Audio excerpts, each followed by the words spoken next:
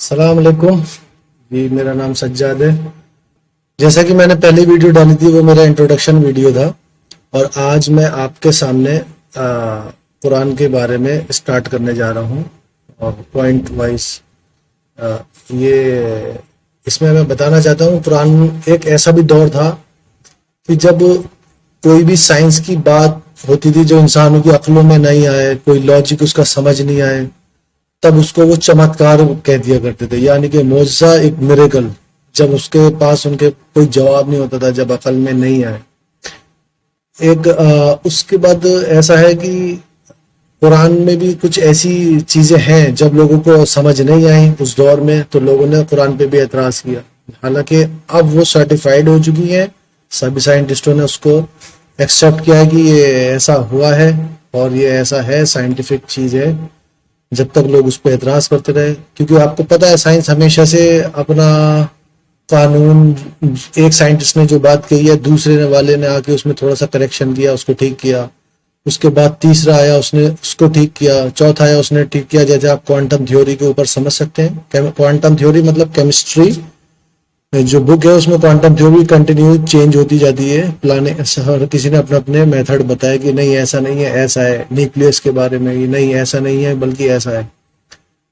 تو ایک اسی طرح سے چیلنج بنتا جاتا ہے پوری بک میں۔ اب قرآن میں بھی ایک ایسی چنوتی ہے جس کو کہتے ہیں ایک چیلنج کرتا ہے قرآن، اور قرآن ایسا کیا چیلنج کرتا ہے؟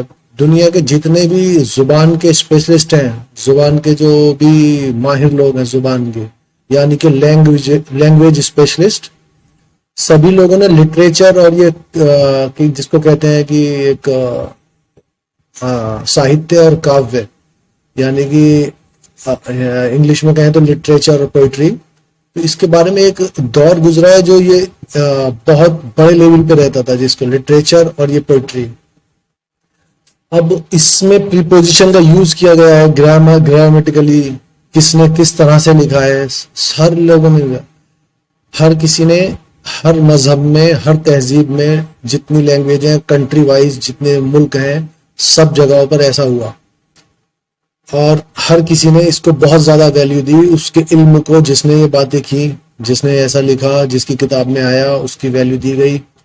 اور اسی طرح سے ایک ایسا دور یہ تھا کہ لٹریچر کو اور اس کو پوئٹری کو اس میں پریپوزیشن کا یوز کیا ہے، گرامیٹیکلی کیا یوز ہے، ایک اتنا بڑا لیول تھا، جیسے کہ آج کے دور میں سائنس کی جو ٹیکنیک ہے ان کا ویلیو ہے۔ آج کے دور میں آج سائنس کو ویلیو لوگ بہت زیادہ دیتے ہیں، اور ایسا ہی ایک دور تھا جب وہ اپنی بک میں لکھتے تھے، جیسے بہت سے لکھ کے گئے ہیں، جیسے آپ دیکھیں تلسی داس ہے، اور کبیر ہے، رسخان ہے، بہت سے لوگوں نے اپنی بک میں لکھا۔ یہ میں آپ کو ہندی والی بتا رہا ہوں کیونکہ آپ اس دوسرے چھوڑیں، آپ نہیں سمجھ آئیں گے، دوسرے انگلش میں بھی بہت سے لکھے، جیسے کہ شیکسپیئر نے بہت سارے ایسے لکھے۔ تو ایک بہت بڑا دور تھا ایک ایسا گزرا ہوا، اور حالانکہ کوئی سارے غیر مسلم لینگویج اسپیشلسٹ جتنے بھی ہیں انہوں نے یہ چیز ایکسیپٹ کی کہ ایسا عربی لٹریچر کا کوئی دوسرا نمونہ نہیں ہے جو کہ یہ قرآن میں ہے۔ قرآن میں سب سے بڑا عربی لٹریچر اور ایک کاوے کا اس سے بڑا کوئی نمونہ نہیں ہے، اور قرآن اس چیز کو چیلنج بھی کرتا ہے الگ الگ اپنے مقام پر، قرآن میں الگ الگ آیتوں پر۔ آیت کہتے ہیں، آپ سمجھانے کے لیے آسان بھاشا میں آپ کو بتا سکتا ہوں، کسی ایک لائن کو جہاں سے شروع ہوتی ہے وہاں جا کر ختم ہو جاتی ہے، اس کو ایک آیت بولنا ہے، قرآن میں اس کو آیت کہتے ہیں۔ حالانکہ آیت کا معنی نشانی سے ہے، آپ اس کو اسٹیٹمنٹ سمجھ سکتے ہیں، کوئی ایک واقعہ سمجھ سکتے ہیں، جس طرح سے سمجھا۔ قرآن میں اس طرح سے بہت سی آیتیں آئی ہیں۔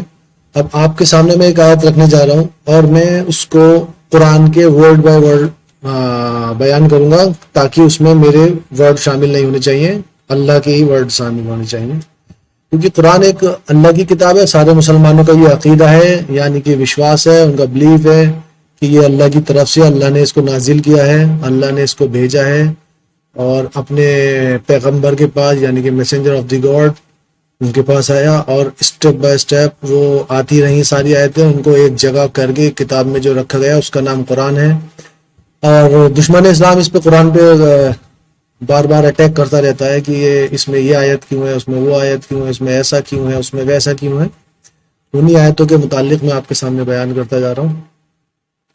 جیسے کہ سورہ بقرہ ہے، آیت نمبر 23، یعنی کہ چیپٹر نمبر 2 اور آیت نمبر 23 اینڈ 24. اب وہ آیت کیا ہے میں آپ کے سامنے بیان کر دینا چاہ رہا ہوں، آپ سنیے. اگر تمہیں اس کلام کے بارے میں، کلام مطلب یہی کتاب جو اللہ اس میں بات کر رہا ہے اس کے بارے میں، اگر تمہیں اس کلام کے بارے میں کچھ شک ہے جسے ہم نے اپنے بندے پر نازل کیا ہے تو اس کے جیسا ایک ہی سورہ لے آؤ. سورہ یعنی کہ ایک میں آپ کو کیسے بتا سکتا ہوں، والیوم، جیسے آپ سمجھے ایک والیوم لکھ کے لا دیں. اور اللہ کے علاوہ جتنے تمہارے مددگار ہیں سب کو بلا لو اگر تم اپنے دعوے اور خیال میں سچے ہو. اور اگر تم ایسا نہ کر سکے اور یقیناً نہ کر سکو گے تو اس آگ سے ڈرو جس کا ایندھن انسان اور پتھر ہیں اور جسے کافرین کے لیے مہیا کیا گیا ہے. یعنی کہ اس میں اللہ چیلنج کر رہا ہے قرآن میں کہ آپ ایسا نہیں لکھ سکتے جیسا اللہ نے یہ نازل کیا ہے قرآن. آپ چاہ کے بھی نہیں کر سکتے، آپ جتنا بھی کر لیں کوشش نہیں کر پائیں گے. اور پھر اس آیت کو سنیں آپ. اگر تمہیں اس کلام کے بارے میں کچھ شک ہے جسے ہم نے اپنے بندے پر نازل کیا تو اس کے جیسا ایک ہی سورہ لے آؤ اور اللہ کے علاوہ جتنے تمہارے مددگار ہیں سب کو بلا لو اگر تم اپنے دعوے اور خیال میں سچے ہو. اور اگر تم ایسا نہ کر سکے اور یقیناً نہ کر سکو گے تو اس آگ سے ڈرو جس کا ایندھن انسان اور پتھر ہیں اور جسے کافرین کے لیے مہیا کیا گیا ہے.